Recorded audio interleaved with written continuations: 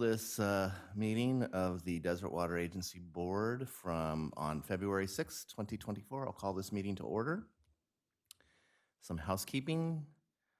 Ask those who are participating remotely or virtually if you could keep your microphones muted until or unless you're ready to participate in public comment or in other conversations related to the agenda.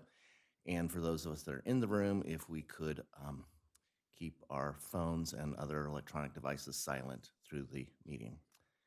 And with that, I will be calling on directors in roll call order for discussion and questions in this following order. Director Gracia, Director Bloomer, Secretary Treasurer McKenna, Vice President Bowman, and President Ortega. And all votes will be conducted via roll call. And with that, I'm going to ask Director Bloomer to lead us in the Pledge of Allegiance, please. I pledge allegiance to the flag of the United States of America and to the republic for which it stands, one nation, under God, indivisible, with liberty and justice for all. Thank you. Okay, item number 2 will be our roll call. Assistant Secretary Baca, would you conduct the roll call, please? Oh, good morning. Director Gracia, Present. Director Bloomer, Present. Secretary Treasurer McKenna, Present. Vice President Bowman, Present. President Ortega. Present. All present. Thank you. Item 3, public comment on items not on our agenda. So this is an opportunity for members of the public, either virtually or in the room with us this morning, to speak about items related to the business of the Desert Water Agency, but not necessarily on today's agenda. If you would like to speak, please let us know, and we're asking that you keep your comments to 3 minutes or less. And as provided in the Brown Act, the board is prohibited from acting on items that are not listed on today's agenda.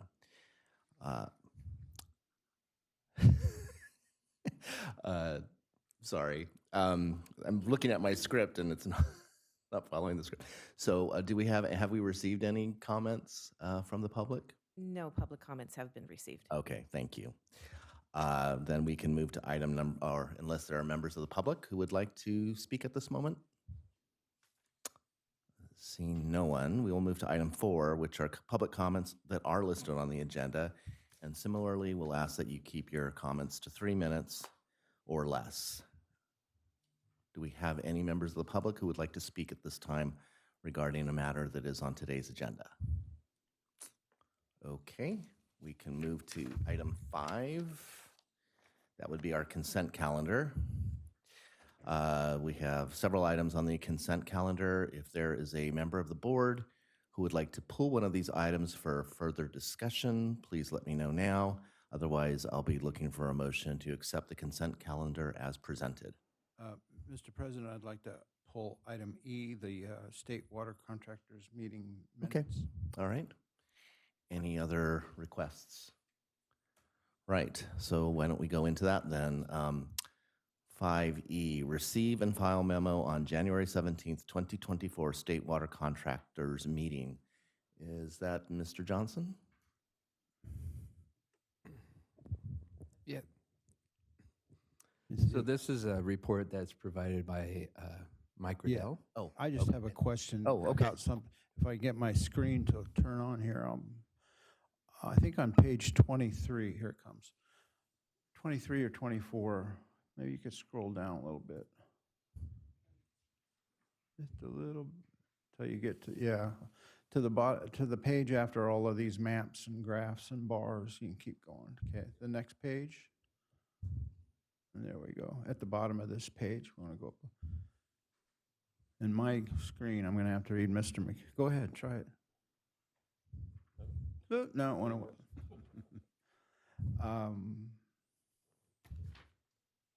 When I was reading through this, I was a little startled to see that, oh, good idea, that the state water contractors meeting would involve themselves in something that can be so destructive in the community. And it says here they're going to create a slush fund of $25,000. Looks to targeting faith-based, minority, and community-based religious leaders. They will activate these organizations to share information with their members and to post on social media and attend events and support press activities. This is the kind of activity that always comes back to bite you. I hope that our agency doesn't participate in those kinds of affairs, and I hope that our representative at the State Water Contractors Board would indicate their dismay at this kind of activity. I don't think that my ratepayers want to be using their tax money to be bribing religious leaders in the central part of the state. With that, I thank you. Okay, thank you. Any additional comments? No? All right. So I'll look for a motion to accept the consent calendar. Thank you. I am looking for a second. Second. Great. So I have a first from Secretary Treasurer McKenna and a second from Vice President Bowman.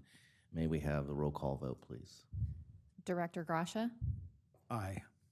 Director Bloomer, Aye. Secretary Treasurer McKenna, Aye. Vice President Bowman, Aye. and President Ortega. Aye. Motion passes. Thank you. Item 6, it looks like we have a request to slightly change the order of these 3 action items. So we'll start with item 6B, which is request board adoption of resolution number 1319, meeting expense reimbursement policy for the Desert Water Agency Board of Directors. And that would be Finance Director Sines. Thank you, President Ortega and members of the board. According to Government Code Section 53232.2, the agency is required to adopt a written policy specifying the occurrences that would qualify a member for the expenses to be reimbursed or paid for directly by the agency. On February 21st, 2023, the board adopted Resolution 1296, which adopted the meeting expense reimbursement policy for the Desert Water Agency Board Directors. And a part of our financial policy reviews, we brought this to the Finance Committee along with some comments that we knew had been brought up by board directors to take a look at the policy and give it a review. So in our annual review, we addressed those concerns that were brought up about the policy. And the following revisions have been recommended by the Finance Committee. They have recommended to increase the daily maximum meal and incidental expense rate to a flat $150 per day. This removed the provision for the partial day meal rates, as well as remove the provision for reducing the daily maximum meal rate and incidental rate when a meal is included in the event registration. This will allow for the ease of administration and flexibility. For example, if there is a meeting that is that day during lunchtime, you are not able to attend, but then you have a reduced amount available to you because it was included in. So it allows for that flexibility as well as just not having that increased cost of administration to administer that. Item number 4 on the list in the staff report is that Section 3D is revised to indicate that a board director may be held responsible for non-refundable expenses for events not attended due to illness or emergency, instead of shall be held responsible. And that goes hand in hand with item number 5 in the staff report, where the provision has been removed that the executive committee can grant exceptions to Section 3D to remove any potential conflict of interest that may exist, that more likely than not may exist, considering that 2 board members sit on the executive committee. And instead of the executive committee granting exceptions, if it is observed that an individual board member has been abusing this provision, frequently not attending conferences or events that they have registered for, it may be brought to the full board for discussion and for regarding those charges. So just something to keep an eye on and watch, rather than in every single instance we need to take it to the committee or the board. And the Finance Committee has requested this revised policy be brought to the full board for approval. Legal Counsel has reviewed the updated meeting expense and reimbursement policy for Desert Water Agency Board Directors, the resolution, and staff report. As far as the fiscal impact really is unknown at this point due to many variables. However, the impact is considered to be relatively minimal. If for every single meeting or conference that is on the schedule for 2024, if at least 2 board members attended each conference event and expended the full $150 that is available to them per day, the impact would be $6,300.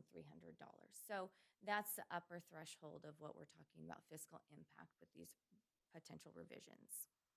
Staff recommends the Board of Directors replace Resolution Number 1296 by adopting Resolution 1319, updating the agency's meeting expense reimbursement policy for Desert Water Agency Board Directors. And I'd be happy to answer any questions that you may have.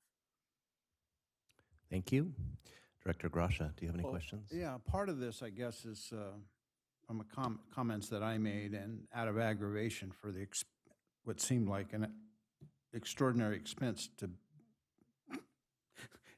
be in Las Vegas, I guess I recommended that we look at raising that, because you could burn through $100 pretty quick. It's not really my intent. I think you could stay within $100 as well pretty easily, but in that particular place at that particular time, it looked like you could shoot past it pretty quick. So it's up to you guys. I could vote no on this and be perfectly happy voting yes for it as well. So it's that part of it. I don't mind. You guys, that was just an observation that I made. And my aggravation with the $15 cup of coffee was mostly because they didn't have a coffee maker in the room, and I just, and so yeah, I guess you won't be seeing me back at that place ever again. Anyway, I think we can all relate to that. Okay, good. I thought it was just me. So anyway, all the rest of it, whatever you guys want to do. Okay, So thank you. Director Bloomer? I just want to say that in the Finance Committee meeting, we did discuss Las Vegas being higher, Washington, D.C. was higher. Any major metropolitan area seemed to be, more expensive. So the $150 limit seemed appropriate. Okay. Okay, thank you. Secretary Treasurer McKenna? Yeah, I support the change too, because it was tough to stay within that limit in the more expensive places. And this is a lot simpler to administer. Also, yeah. So, yeah, I'm definitely in favor of it. Okay, thank you. Vice President Bowman? I think it's a well-crafted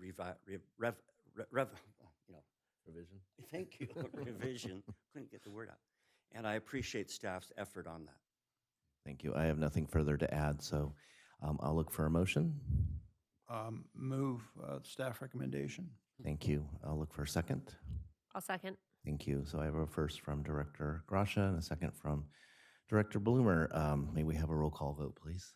Director Grasha, Aye. Director Bloomer, Aye. Secretary Treasurer McKenna, Aye. Vice President Bowman, Aye. and President Ortega. Aye. Motion passes. Thank you. And now we'll move to item 6A, request board approval of agency representative travel and meeting expense policy. Director Sines. Thank you, President Ortega and members of the board. Currently, the agency utilizes verbally communicated guidelines based on past practice to govern when our staff travel and incurs expenses for meetings and different conferences on behalf of the agency. Given that no formal policy exists, staff has prepared a draft agency representative travel and meeting expense policy for review and approval by the Board of Directors. The draft policy, though it is written a little bit differently, it really does mirror all of most of the provisions that are within the board expense reimbursement policy. And this is specifically for ease of administration so that we are not trying to monitor two different level expectations and policies surrounding our agency representative expenses as compared to our board directors. Also, is that frequently staff travels with the board of directors, and therefore it is helpful for them to be similar as well. I have included some of the highlights in the staff report, and within the policy, it defines who an agency representative is. Typically, we talk about our staff as staff. However, this also includes, it allows for the expansion to contracted staff of the agency, not just Desert Water Agency staff. The policy expressly limits allowable expenditures to agency representatives only. It provides for how travel is authorized, the manner in which the agency representative may request travel that is not requested by their supervisor. So it provides them an avenue to be able to do so. For lodging, it defines the allowable costs as well as for transportation, and provides the guardrails for the limits of what transportation can be used, or rather, not when you are using a particular type of transportation, what rules apply. It provides a daily meal and incidental maximum rate of $150, which was put in to match the Board of Directors' daily maximum rate that was just approved. It expressly prohibits the purchase of alcoholic beverages with agency funds, and it also defines a method for distributing costs in group meal settings. It also provides a listing of non-reimbursable travel expenses, addresses compensation for travel for our non-exempt employees. It addresses how expenses may be paid for when an agency representative has not been assigned an agency credit card, such as they can use their own credit card for use and the agency will reimburse. If they do not desire to use their own credit card and reimburse, they can be provided a cash advance that they can then either use cash or put it into their bank account and use. And of course, we will true that up at the end of the travel. The policy will be reviewed by staff on an annual basis, and the findings will be presented to the Finance Committee, and any proposed changes will be presented to the full board for approval. This policy has undergone the preparation and review process that most of our other policies have gone through that have been brought to you in recent years. Notably, it was drafted by our HR director, Chris Hopping, and an exposure draft was provided to the department heads for review and comment. It went under management review and revision. It was reviewed by the Finance Committee and Legal Counsel, and any suggested revisions made by the Finance Committee and Legal Counsel have been incorporated into the final draft of the attached policy. There is no anticipated fiscal impact to the policy, as it really does not make any major changes to the operations and the types of things that we spend for our travel expenses. Just provides the express policy surrounding it. It has mentioned it has gone through legal counsel review, and the recommendation is staff recommends the board directors approve the agency representative travel and meeting expense policy. And I'd be happy to answer any questions you have. Thank you. Director Grasha. No questions. Thank you. Director Bloomer. No questions. Secretary Treasurer McKenna. Nothing for me. Okay. Vice President Bowman. No questions, just a comment. I appreciate the fact that you took it down to department heads and had them look at it and give you input to come back up. That means it's a well-run organization. Instead of top down, you got to do it tough. I appreciate. I'm sure the staff appreciates that too. Thank you. I have nothing further to add, so I'll look for a motion. I'll move, go ahead, Jeff. Oh, I move the staff recommendation. Okay. I'll look for a second. I'll second. Okay, I have a first from Vice President Bowman, a second from Director Bloomer. May we have a roll call vote, please? Director Gracia, Aye. Director Bloomer, Aye. Secretary Treasurer McKenna, Aye. Vice President Bowman, Aye. President Ortega. Aye.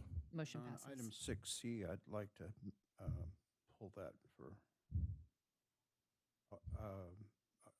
or maybe I have some comments that might help us make it short or make it very long, but that, I didn't turn in on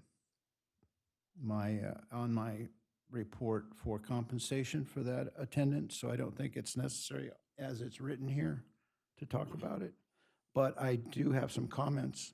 Well, why don't we let Okay, cue it well, up, and then we can go all to right. comments and questions. All right. With that in mind, item 6C, request authorization for director compensation for attendance at Building Industry Association of Southern California event, and that would be Mr. Johnson. In light of the comments just made, maybe we can tailor your comments or presentation accordingly. Perfect. Thank you. All right. And I would have Director Gracia have his comments right now. I just want to say Sure. that membership in this organization has caused a little, not a lot of consternation, but a little bit of, and after they oversold this event, there were 1,000 people in attendance. They oversold it by about 40, and fortunately, I was one of the people that were asked to stand against the back wall in case somebody left early, and then I might be able to, anyway. Perhaps we could look to receiving a refund for that, but beyond that, my thinking was that we can maybe, before we renew our membership in the organization, maybe we could bring it to the board and possibly not renew our membership. Because of all of the different places that they hold meetings, and where, well, if it's in Riverside, it's approved, but if, it's just a mess. So, and I noticed that AWA has a new thing out where they're selling subscriptions. I don't know if you guys all got the email, but I would ask that the executive committee maybe take a look at that and replacing our membership with BIA to participating in their remote meeting policy that, Okay. you, as an agency, you can become a member and attend any board member, any staff member of their, it's like a subscription. Okay. It's not cheap, but it's, my experience with AWA was only at the attending remotely at their conference, and I thought they did an excellent job. And my assumption is that they will continue to do that. And anyway, so maybe you guys could take a look at it. If you haven't seen the email, I'll forward it to you. And Okay. I think we might get some mileage out of that instead of this consternation that I feel brings too much trouble Okay. for its value. Thank you. Thank you. So, Mr. Johnson, how would you like to proceed? So I think I might want to refer to Mr. Riddell and ask, this is an action item. Would they then still need to proceed with an action, or? No, it's listed as an action item that allows the board to take action on it, but does not require the board to take action on it. So if they want to take it off the agenda or postpone it for action at a later time, either one, all of those are options. All right, thank you, Mr. Riddell. With that, I'll defer to the Okay, board. I have actually a request from Secretary Treasurer McKenna to speak. Yes, I'm not really comfortable with being a member of organizations like this. The building industry is a constituency of ours. It's a small one, but this is a lobbying group. They should be lobbying us. They should be paying us to come. And to hear that we paid, an attendance fee and our director had to stand against the wall, that's regrettable. I think what I'd like to see going forward is that we ask groups like this for complimentary membership. We shouldn't be paying them. You know, they're existing to try and influence us, not the other way around. That's my comment. Okay, thank you. Are there any other comments from the board about this matter? Yeah. Vice President Bowman? Yeah, the years that I spent over on MSWD's board, the BIA was not an issue that it was not an organization that it was applicable to the Valley as much as the DVBA was.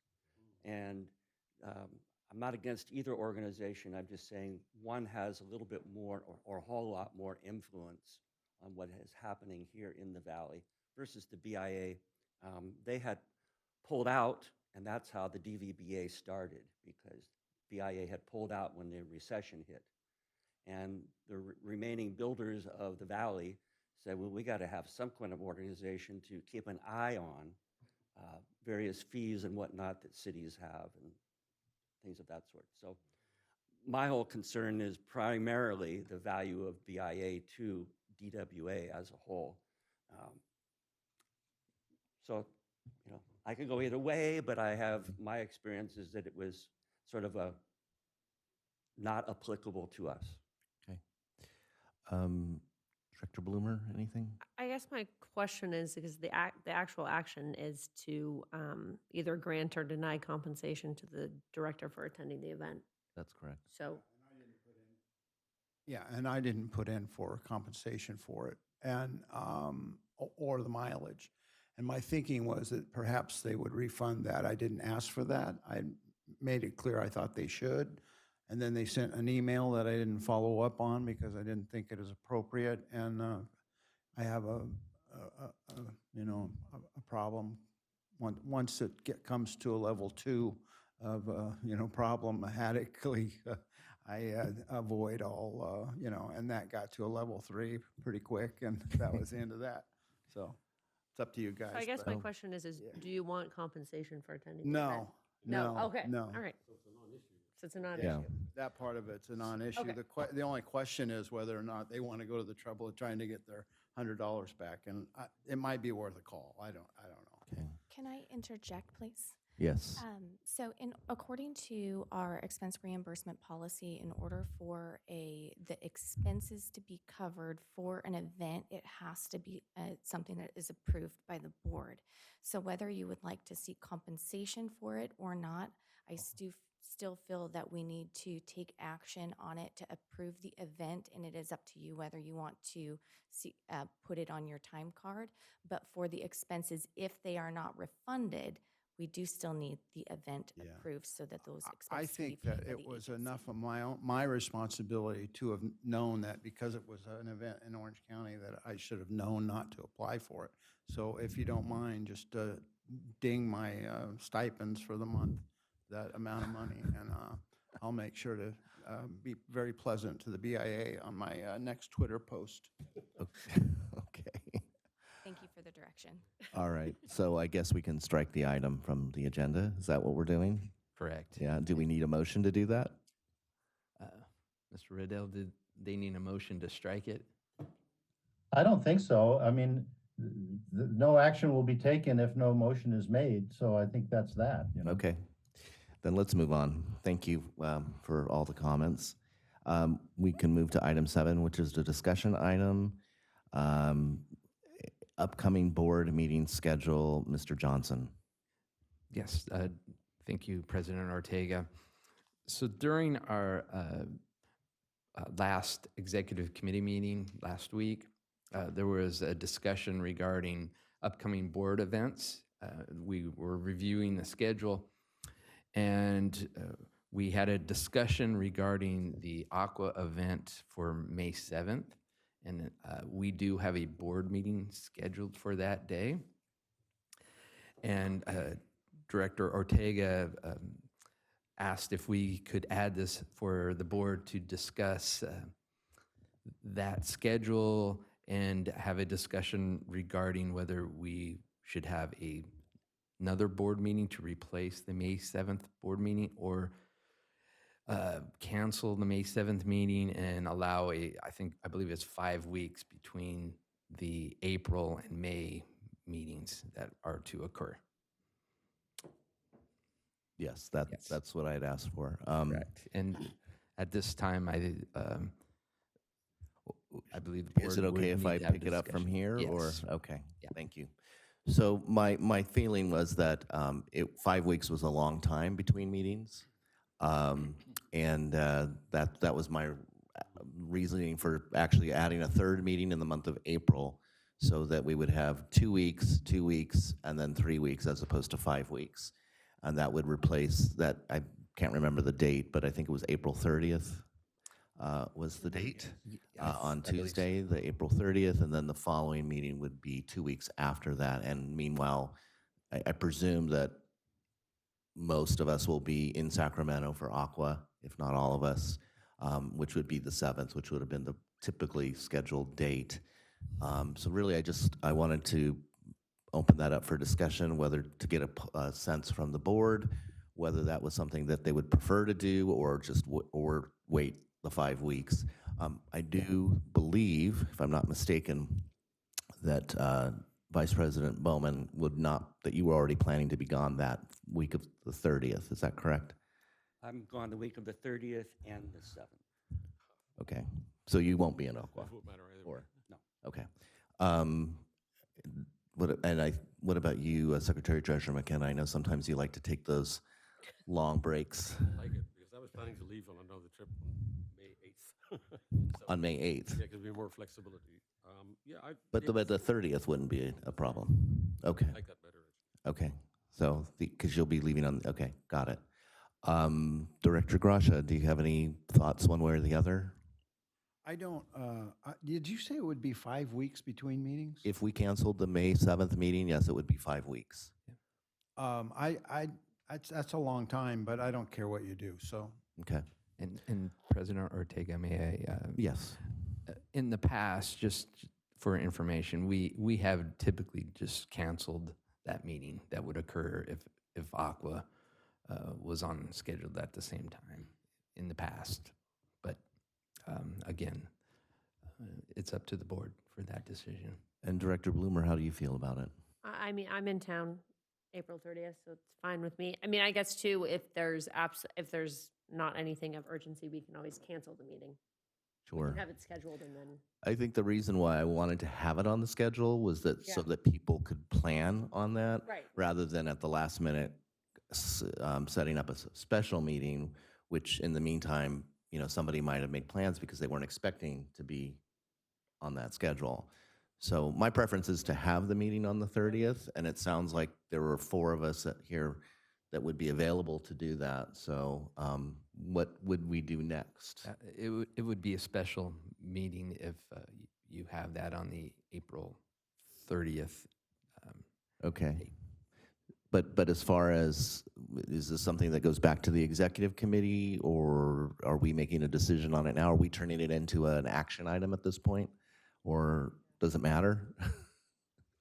Does it? It shouldn't matter. Special meetings just require 24 hours notice. So we could just maybe tentatively say April 30th, and if we have any items for an agenda, then we'll schedule that for April 30th and have 24 hours notice. Right, but in the meantime, this board is aware that there is very likely will be a meeting on the 30th of April, right? I mean, that's really what I'm asking for. Correct. I would suggest that all the board members put that down as a potential special meeting date. As far as what staff will have to do is we will then we have 24 hours prior to that date to post it and so forth. Probably we would maybe the week or so before make a final decision. Maybe the meeting of the executive committee meeting prior to the last April meeting, we could have a discussion on that. Well, that executive committee meeting would have been on May 2nd, I believe. Yeah. I mean, typically, it would have been on May 2nd. Correct. Oh, sorry. What was that? Oh, there's the one before that, you were saying. Yeah, Right. the one prior to that meeting, which would be April 11th. Okay. Okay. So are we, because if we were to have that special meeting on the 30th, then we would have an executive committee meeting the Thursday before typically, would we not? If we were following that can't, pattern. yes, it's not necessary, but we can have a executive Okay, committee. so we can prior to that. tentatively queue that up as well. Correct. Okay, Yeah, all right. So we don't need to take an action at this point. that is correct. Okay, thank you. Item 8, this is a presentation on the 2023 capital improvement projects. Mr. Johnson. Yeah, thank you, President Ortega. And so this is a presentation we do at the start of every year, and we go through of our events that had occurred in 2023, the prior year. And we will be putting on the screen here our PowerPoint, hopefully.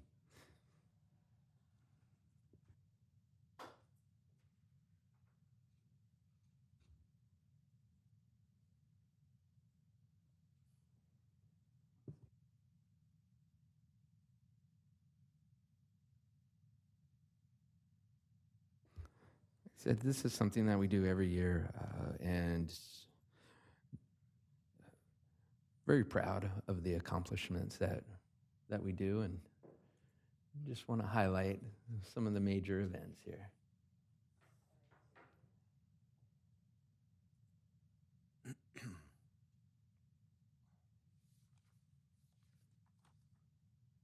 Okay.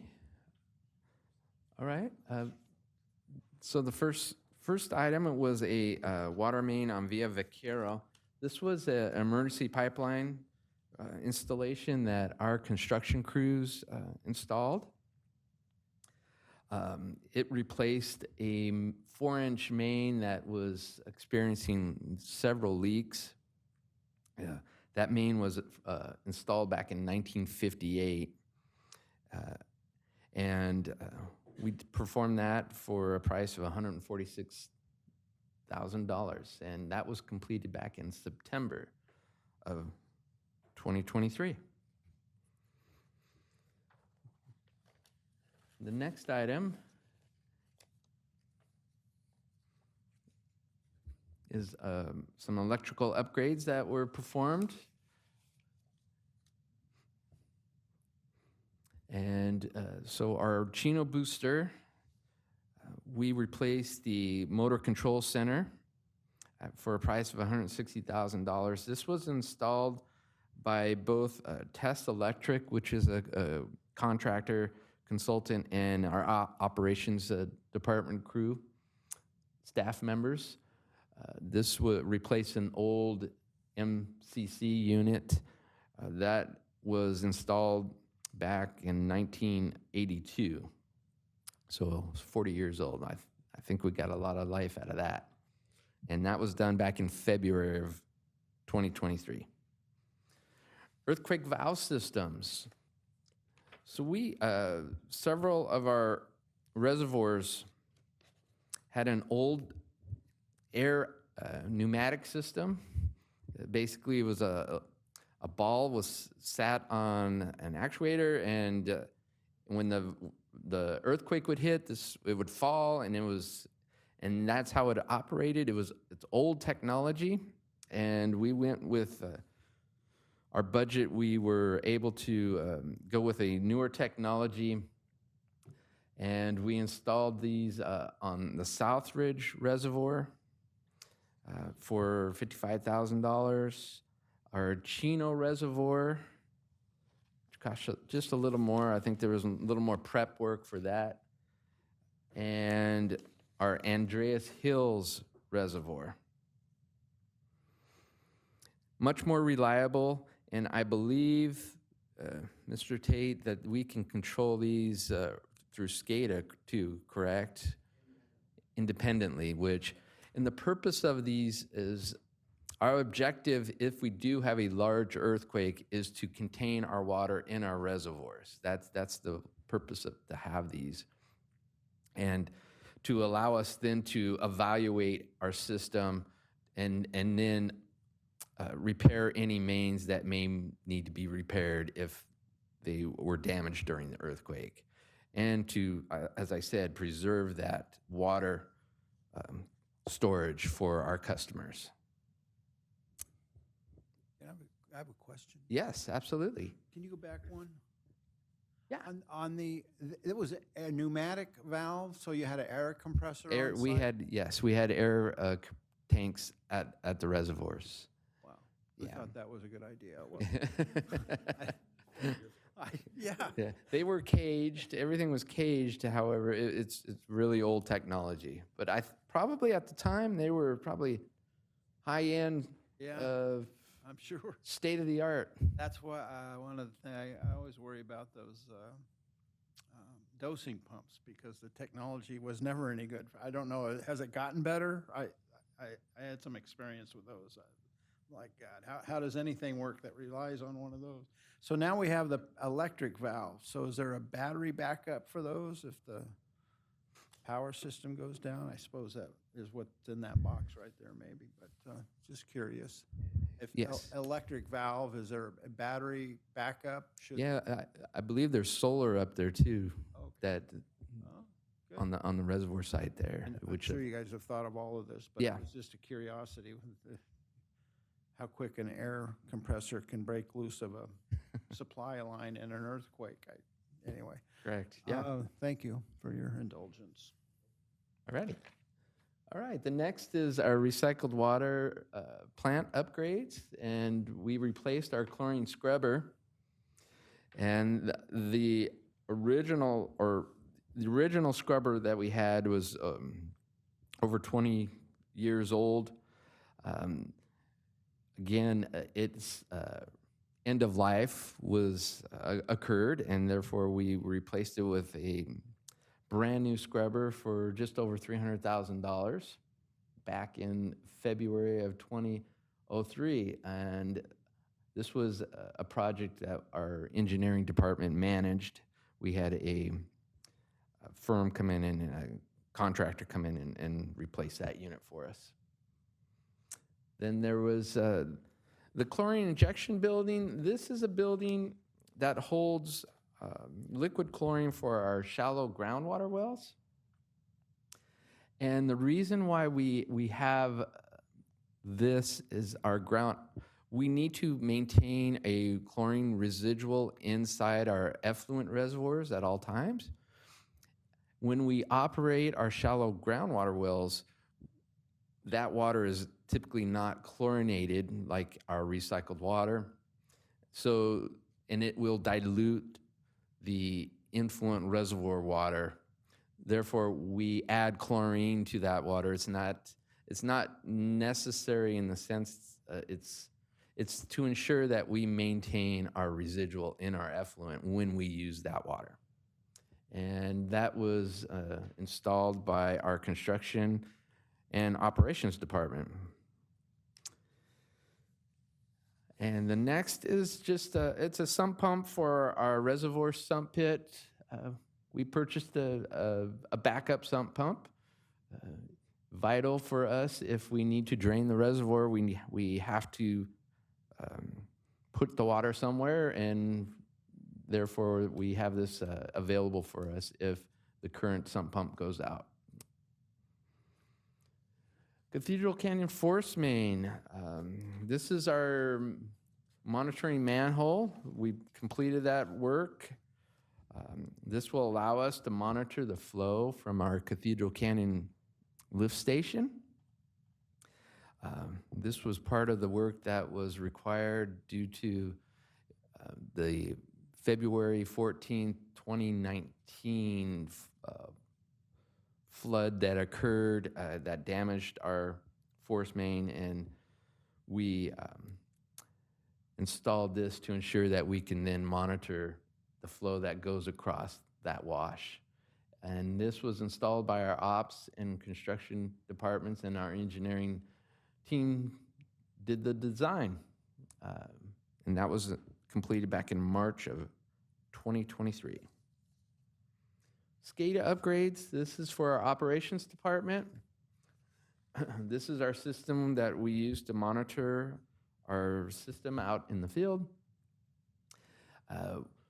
The old software and hardware met its life expectancy, so therefore we update this for $18,000. Again, that is managed by our operations department. Storm repairs, now this isn't capital improvement, but it was significant events that occurred, and we just wanted to mention some of the things that we had to take care of. The tropical storm Hillary that hit, here's some damage that occurred up at the Chino Canyon. That was a walkway that we used to get to our intake. As you see, it was had a lot of rocks that we had to clear out, and we had to also install a new pipeline out of the intake. And that was all done by our construction department. And then they also had to go out into the Snow Creek intake and clean out that intake, remove a lot of debris, boulders, silts, and mud that flowed into that intake. Again, that was performed by our construction department. Then we have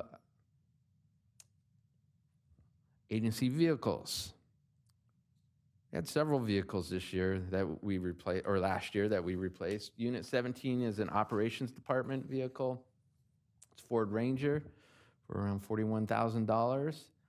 It replaced a 2004 Ford F-150 that had just over 175,000 miles on it. So we got a lot of use out of that vehicle. The next is our Ford Escape. This is a staff office fleet vehicle. This did replace a Ford 500, which I'm sure most don't even remember the Ford 500, but the Ford 500, it was from 2006, and it had close to 90,000 miles on it. The next unit is Unit 36. This is our mechanic. Yes, go ahead. Yes. Do we sell these on open market? How do we dispose of them? They're a trade-in, so we do get trade-in. I'm not sure how much we got for the Ford 500, but man. but we were able to get some money. I was hoping. Yeah. They're actually a good little car. Yes. Just, I didn't trust it going up the up the hill out to Whitewater. It didn't have a lot of power. Okay. This is Unit 36, our mechanics truck. For $85,000, it replaced a vehicle that had close to 135,000 miles on it. Next is, again, another office fleet vehicle. This replaced a 2010 Ford Taurus that had almost 130,000 miles on it. This car is much safer than the Taurus. I can tell you that the Taurus, I don't know the windows are so small in the rear view mirror, it's very difficult to view that. So this is a nice, clean looking car.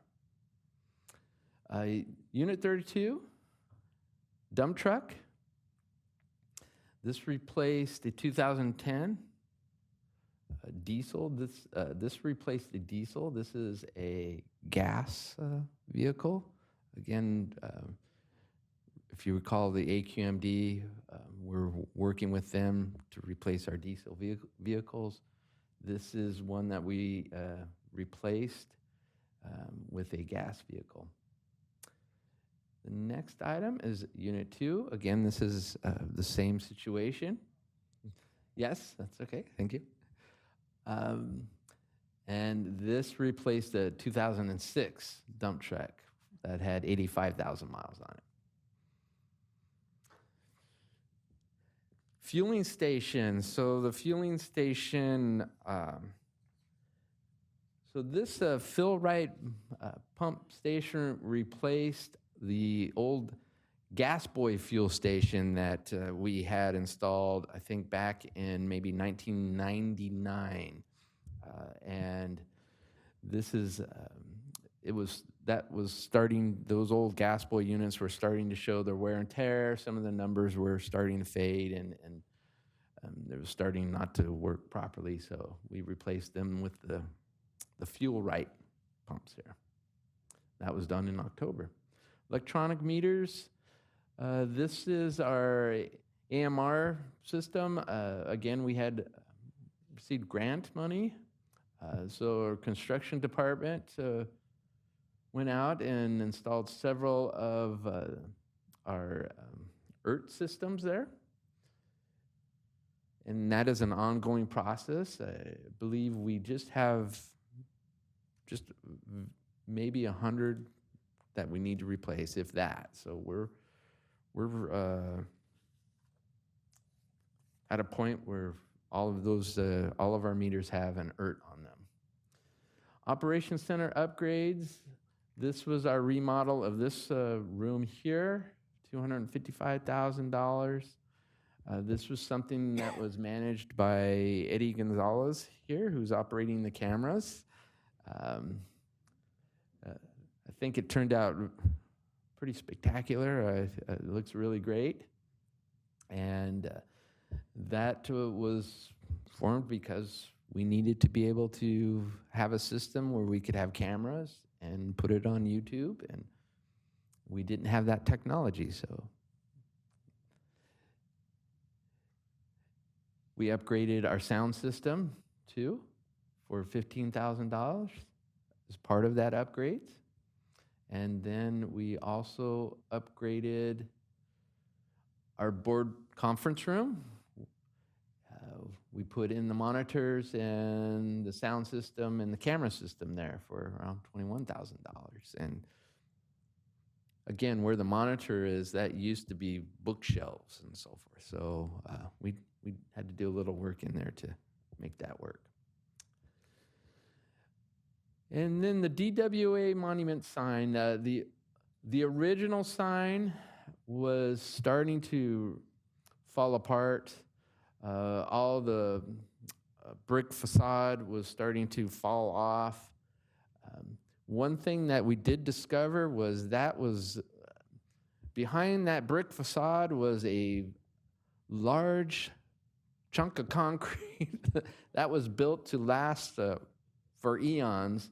And we replaced it with a new sleek design here, which Best Signs installed for us there. And that was done in January of 2023. And that concludes our presentation. Right. Well, thank you. Director Grasha, do you have any questions or comments? Not really. I just, somewhere I saw one of these trucks made it to 185,000. Am I right about that? 185,000 miles somewhere? I believe that I don't know if it was here. yeah, that was probably Unit 17, which was, So you're familiar with it? yes. I think I've seen it out on the road. I thought, what are they doing with that thing? But I guess you have to make them last, and I Yeah, worry we try. about them getting too old and tired, but that's it. Thank you. Director Bloomer? I don't have anything, thank you. All right. Secretary Treasurer McKenna? Just compliments to everybody. Well done. Yeah. Vice President Bowman? Nothing from me. Thank you.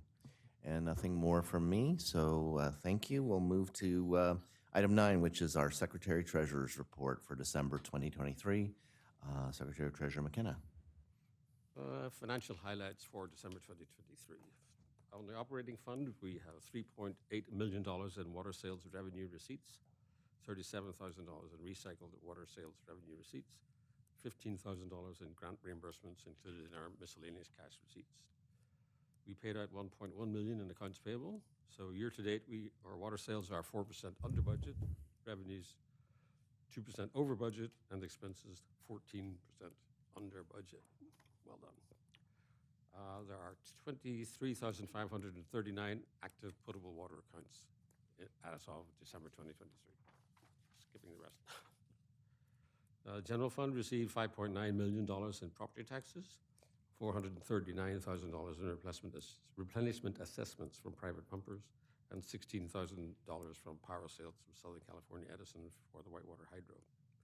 We paid $1.2 million in state water project charges, making it total to date $10.6 million. Those guys are expensive. Wastewater fund received $81,000 in revenue receipts, paid $82,000 in accounts payable. And the full details are in the rest of the package. Thank you. Any questions for Secretary Treasurer McKenna? No questions, thank you. Okay. Any? None for me. All right. Then we can move to the next item, which is our item number 10, General Manager's Report. Mr. Johnson. Thank you, President Ortega. The first item on the report here is, so Desert Water Agency works with the Coachella Valley Regional Water Management Group agencies, and they're working on a submission for regional grant application. This is the Water and Energy Efficiency Grant Program through U.S. Bureau of Reclamations. And Coachella Valley Water District will be acting as applicant on behalf of the group. And if awarded, this grant will be used to offset our costs, making our grass and replacement and high efficiency washing machine incentive programs available to customers for a 3-year period. This table here indicates the grant amount requests for each participating agency, and the required 50% cost share match will be funded through DWA's annual budget for grass removal and or non-federal grant funding. See, for DWA, it's close to $1.5 million. So hopefully we're able to get that. So the next item is a court ruling, extremely important ruling that upholds the amendments to DWA's water supply contracts for agencies throughout the state. This will extend our contracts through to 2085. Very excited that this that the court ruled in favor of DWR regarding this. Again, there was a statement here from Jennifer Pierre, the general manager of the State Water Contractors, that just highlights that the court's ruling is essential to the long-term reliability and affordability of this state water project and the 27 million people and 750,000 acres of farmlands that depend on it. So true. All right, the science fair. So one of the agency staff member, Ernie Valenciano, I have to make sure I pronounce his name correctly. Ernie's a great guy. He's in our conservation and outreach department. Was a judge at a science fair at Desert Hot Springs High School. And students do a wide variety of projects, from the Mentos Soto volcano, which my daughter did back in junior high school. Another project was, will my pasta water help plants grow? I wonder if it did. I'm sure it probably did something. But this year's winner was a 5th grader from Cabot Exira Elementary. Yersa? Ah, okay. An elementary who conducted an experiment that tested the pH levels in varying water sources samples. So, great. Yeah. The next report here is just our annual employee awards breakfast. So each year we do have the breakfast. This year, Director Bowman was able to attend, just highlighting our past years. We recognize the hard work of our staff, and we recognize milestones for safety and driving.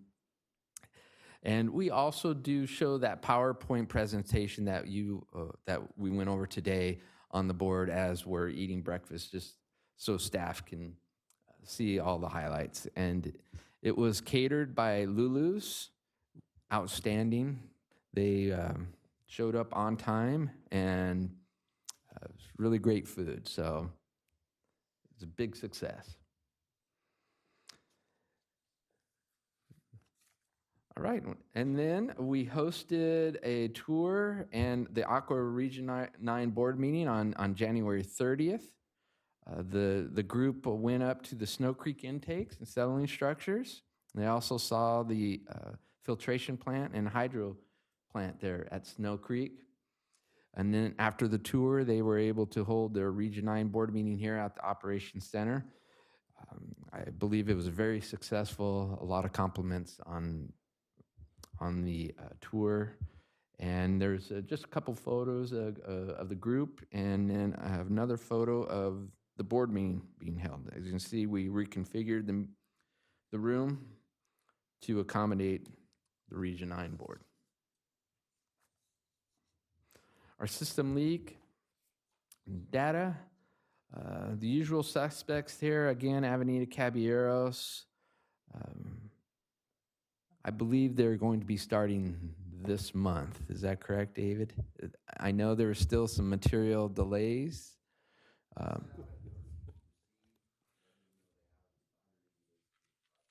Okay, so they have 180 days now to complete that project. One item that we're really watching is that Indian Canyons Drive main. It's a 6-inch main. It's on the south end of Indian Canyons there, and it sprung 7 leaks. So we're definitely taking a look at that. And then our next, the general manager's meeting activities. Just a lot of tribal mediation meetings being held. And that's something that the board principals are involved with on their meetings. I believe they had maybe at least 2 since our past meeting. And with that, I will conclude my report and answer any questions you may have. Thank you. Director Grasha, do you have any questions? I don't have any questions. Thank you. Thank you. Director Bloomer? No questions. Okay. Secretary Treasurer McKenna? None from me. Okay. Vice President Bowman? None from me. I just have a comment. This 5th grader, are we going to put him on a fast track to work for a water agency? I think so. That's early recruitment, sure. Thank you. Thanks for the report. All right, we'll move to item 11, which is director reports on meetings and events attended on behalf of the agency. For each meeting, if the board member would mention the date and the event, and we'll start with Director Grasha. I have a few. Okay. On January 16th, there was a special meeting, which was on the same day as, I believe, our board meeting of the Coachella Valley Water District. And their meeting was in regard to stormwater protection. They're responsible for stormwater, their stormwater agency. And they identified $1.4 billion in future work that needs to be done, and identified $28 million worth of revenue to be able to accomplish the $1.4 billion needed. So you can see it's probably not going to happen in our lifetime that they will get everything that they would feel like they need to get done to protect the community from flooding. On January 18th, the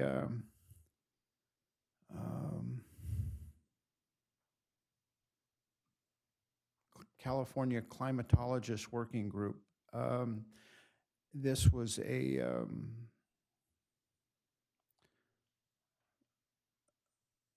I'm trying to remember who. I don't think this was CVWD, but anyway, this was about the weather and patterns that we're currently experiencing. Right now, we're going through one, or on the tail end of one. It was a very interesting webinar that on the subject of climate change and how it's affecting California and our water supply. On the 18th of January, attended another webinar, the case for stormwater testing, and how this is all about how when we have these storms, how it affects our drinking water supply, and when things start moving around through neighborhoods and pushing people's motor oil into the curbs and gutters, and how it ends up affecting. One of the best examples of that for us is how we're very protective of our situation up at Snow Creek for that very reason. And it helps to know all of these things. I never really paid attention to what was in my side yard or what I left laying around. If it ended up out in the in the driveway, who cares, right? Well, it turns out that these are all very important things when you have millions of people living in confined spaces like we do now. On January 19th, I attended this, not compensatable, of course, but the Sites Joint Authority Board Reservoir meeting. And I think those are always helpful to have a good understanding of what it is we're involved with up there. And I like to attend a meeting every now and then.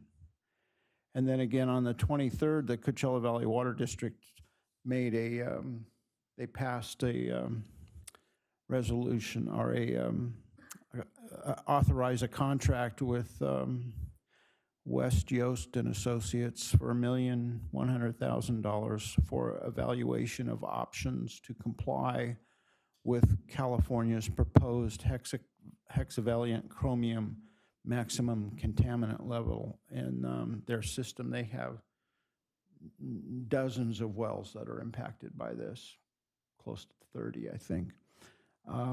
Depending on what report you read, it's either 27 or 37. It's very interesting how that number moves around over there. The total cost of that was $1,228,000. They're expecting it to go to just short of $2 million. I guess they've got to build some more, replace some of the equipment that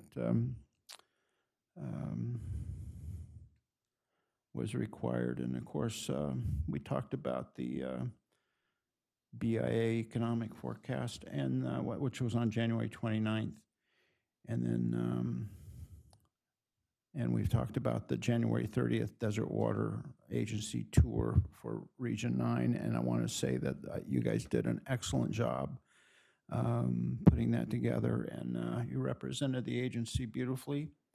And I know that my community, people I talk with, and so forth, very happy with the work you guys do here at the agency. And it shows during those tours. I know they must seem like kind of a pain in the neck, but I think in the overall that it's extremely helpful for the agency. And then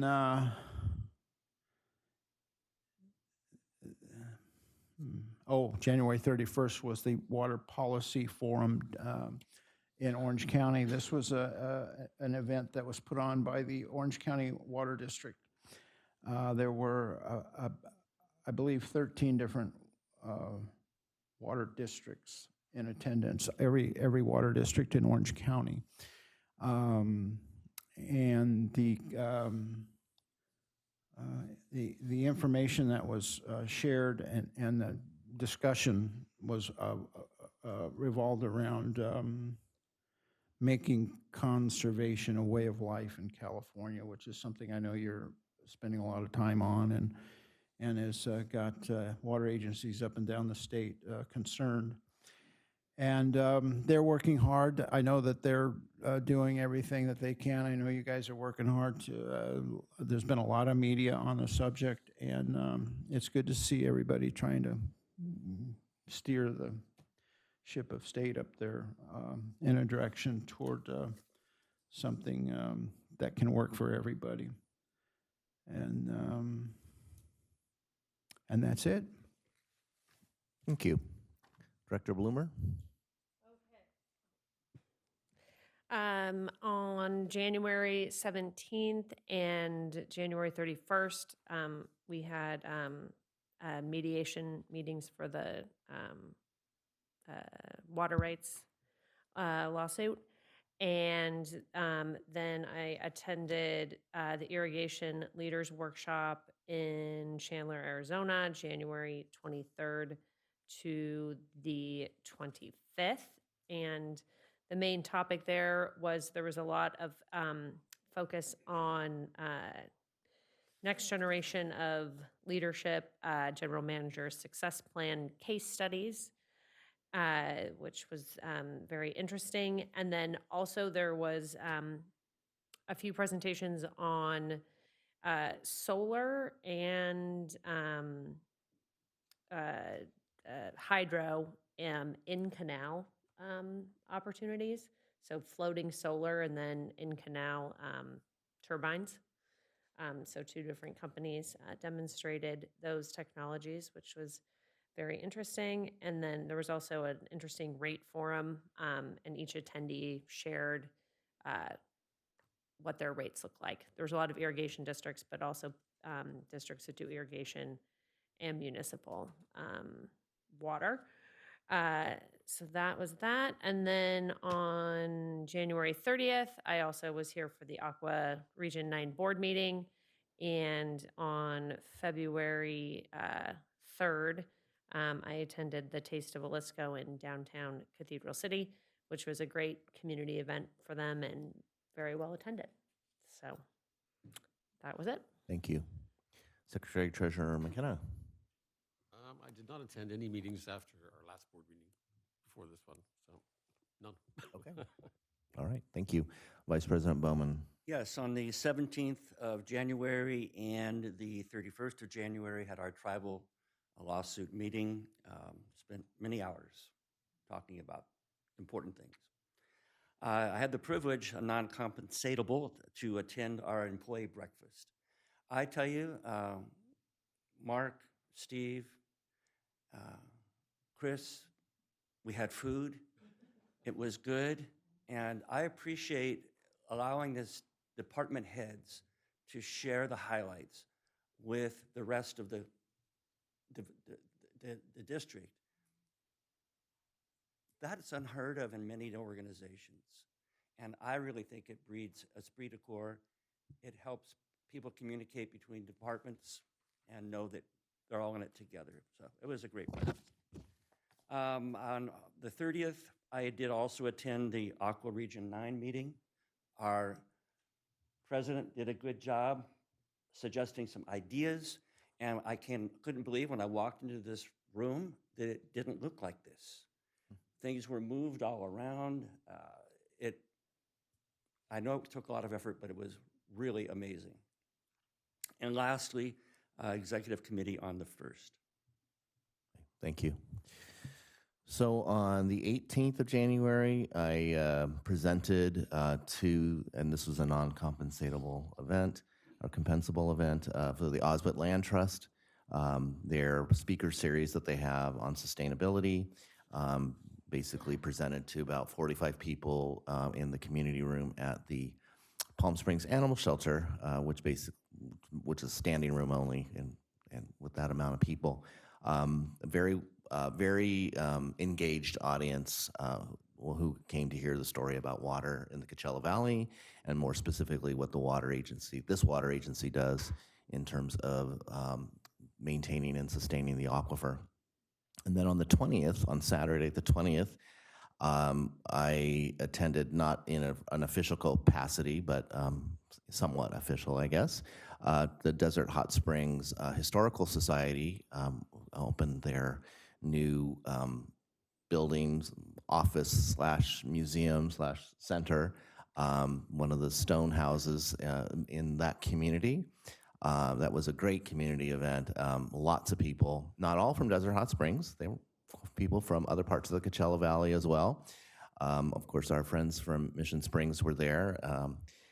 Names and faces we recognize, including Mr. Griffith, who's on the meeting, I believe, that was his final day, I believe, as president of the Historical Society. But it was a very well-attended event and quite fun to see that building and hear about what it's intended to be used for in the future. On the 23rd through the 25th, I attended the Groundwater Management District Association meeting in Nashville. It was interesting for a number of reasons. One, for the first, was that I was not the only person from California there this time. There was actually a representation from the board from a water agency in San Diego County. So that was a little comforting that I wasn't the standout. But also, more importantly, just learning about the history of groundwater in Tennessee, which is the primary focus of, was bigger, a little bit bigger than Tennessee, but mostly focused on Tennessee, about the aquifer that supports the area around Memphis, even though the city of Memphis is, of course, and the area around Memphis is on the Mississippi. But groundwater is really their primary source of water and irrigation, water for irrigation as well as for domestic use. And some of the challenges that they are having now with that in terms of maintaining the quality of that aquifer in terms of both avoiding depletion in certain areas and also the sort of complex nature of that aquifer in that it is many layers that are separated by clay. And also then moving to the central part of the state, which is really more of the area around Nashville, and learning more about how groundwater there is primarily found in springs and caves. And apparently Tennessee is the land of caves, which I did not know, but that's where a lot of that water comes from, up through these caves. So those were some really interesting presentations and the challenges that they have there as well in terms of understanding how to protect those sources of water, because oftentimes there's very little, up until recently, not a lot of knowledge about where that water is coming from or how it moves through these systems of caves and rivers. And of course, then there was, as has been mentioned a couple of times, on the 30th was the Aqua Region 9 meeting. Very much appreciated the support of staff in working with Aqua to organize the tour and the lunch and the meeting and the really good feedback that I heard from not only some of the other board members for Region 9, but also some of the other attendees from other water agencies, and being able to share with them what I feel is a very unique and special place within the Coachella Valley as it relates to water, and that being, of course, Snow Creek. And I appreciate also the participation by most of, for the rest of the board members, except for one who was on vacation, and that's fine. But participating as well during the tour and the meeting and the lunch, and I appreciated that very much. I also, and finally on Friday the 2nd, attended the opening night of the Taste of Jalisco. Although it is a great community event, I do have some thoughts about whether that's really a community event that we want to be involved in the future. And I don't mean that in a negative way, but as far as active participation by the water agency in a community event. And what I'm really referring to, and this is something that we can talk about later, Director Gracia, at our next public relations meeting, which I think is at the end of this month.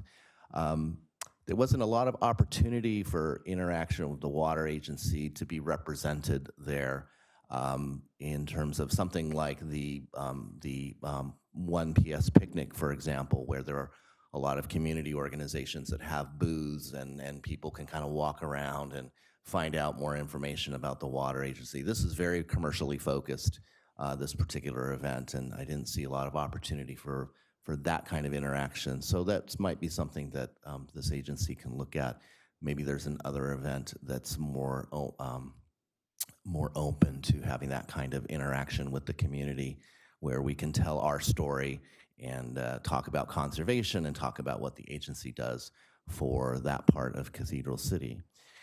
And with that, we can move on to our next item, which is item 12, director's comments or requests, and we'll start with Director Grasha. Well, following up with what you just, I have a couple of items here that probably would be better off discussed at our committee meeting. One was to suggest that maybe we replace I actually have it in my notes, just so you know, the Jalisco event with the, perhaps the agency, very few of these community events do we actually become supportive of by buying a table. We do the Air Museum, and I'm not sure what our involvement is with the film festival, but I know that we have some kind of sponsorship agreement with them, but that we talk about potentially adding the Harvey Milk Diversity Breakfast as an something that we support publicly, and I have the notes here for it. Perhaps it should go on that agenda. Sure. Also want to compliment the staff and the contractor for sure on the work being done out in the parking lot with the new canopy. It looks great. It's going to add a great deal of, I don't know. It's going to be a nice addition. And I don't know if I've ever mentioned, it's been about a year now since that fountain got fixed out front. And if I didn't compliment the staff on the work done out there, I wanted to take this time to do it now. It looks great, and I'm glad it's operating. And it always looks nice to look at when you pull in the driveway. And I know that our customers, when they come and go, I don't know, I assume job applicants come in that parking lot. One of the things that I noticed in looking at the new canopy out front, that the asphalt looks like it needs a resurface. There's no end to this. It's like, fixing up an old house, it just doesn't end. And it occurred to me that maybe it's time we consider something more sustainable, maybe pavers instead of asphalt that absorbs the heat and will help to add additional niceness to the entry of the building. It's already great, but asphalt is something, I think, in places like that, something that we should consider in the past. And so if that's something just to look at. If you had it in mind to tear up the asphalt and put new asphalt in, pavers are nice. So I know it's expensive, but I think it's worth it. Yeah, That's they, right. They could be. There's all kinds permeable of expensive words I could use to justify it, but generally speaking, make the building look beautiful. And it's something that this, having been at another water agency that didn't have that benefit, I think it's something that we should continue to take care of, and that's just something that went through my mind. So I talked about that. I wanted to also add something on the Public Affairs Committee agenda, and that's a discussion of milestones and memorials and ways for the agency to maybe adopt a policy that would allow the board to participate in the different things that happen in the community at different times. When if we have a policy in effect, I'd like to know about it, and we'll go over that at the board meeting. Thanks. Yeah, thank you. Director Bloomer? I don't have anything. I can comment quickly. The film festival is an in-kind sponsorship. It's what? It's an in-kind sponsorship with okay. the between the agency and the film festival. But that's all I have. Okay, thank you.